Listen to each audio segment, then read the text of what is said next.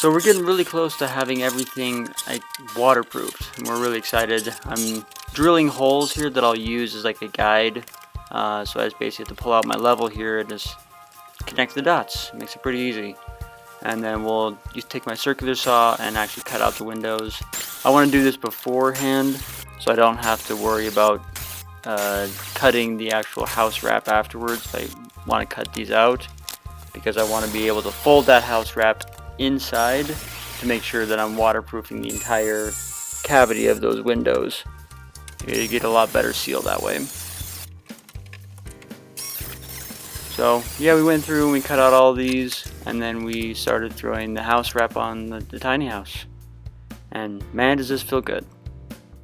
And we were pretty excited to get this off, thinking like, hey, this is the last time we need this. You can see we've had to patch it up in a couple places. Yeah, it's ready for, we're ready for it to be completely watertight and not really have to worry about this anymore. And the house wrap will do just that. It's designed to keep out the water and protect the plywood. So we will be able to, it'll take a load off our mind for sure.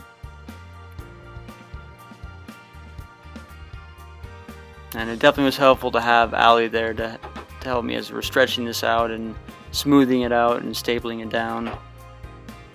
A second set of hands definitely makes this whole process go smoother.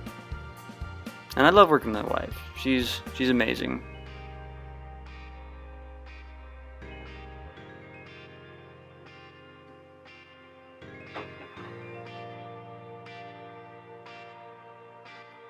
We ended up putting Allie to work on covering up the subfascia that we installed, like the transition from just a flat wall to the subfascia, which is a 2x4.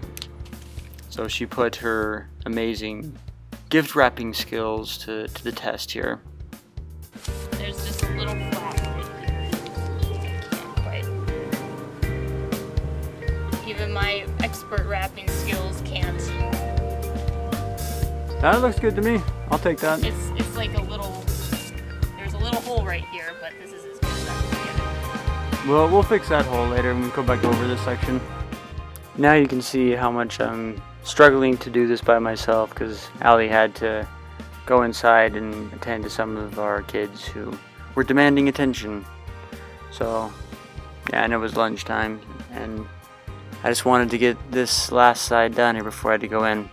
So, got it stretched out, and then just slowly, section by section, I worked my way down it, making sure it was all smoothed out and even, and just tacked it at the bottom, and then smoothed it out to the top, and we were good to go.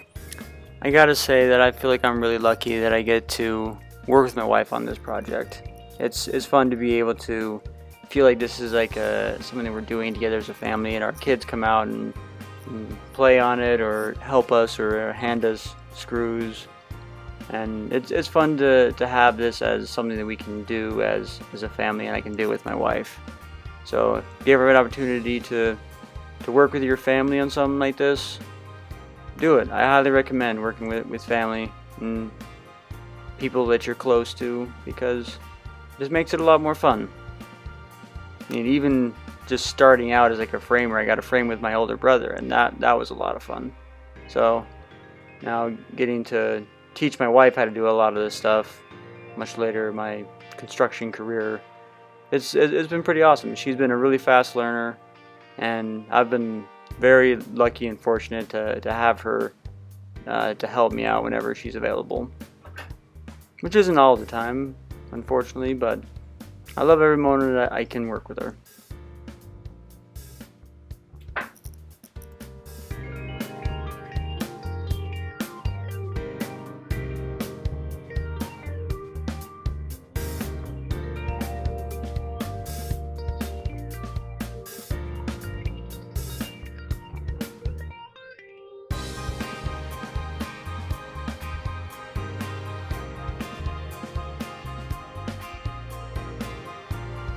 I had to stop because some weather caught up with us and the rain started coming down, and we'd just taken off the plastic.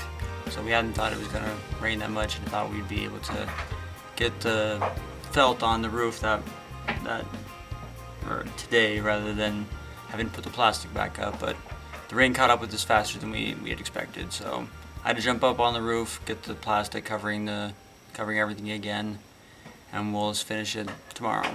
So stay tuned for next video, and we'll finish the house wrap, and we'll put the felt on the roof, and then keep going from there. Thanks for watching. We appreciate your taking the time to see how our tiny house is going, and yeah, it'll soon be waterproofed. Bwah.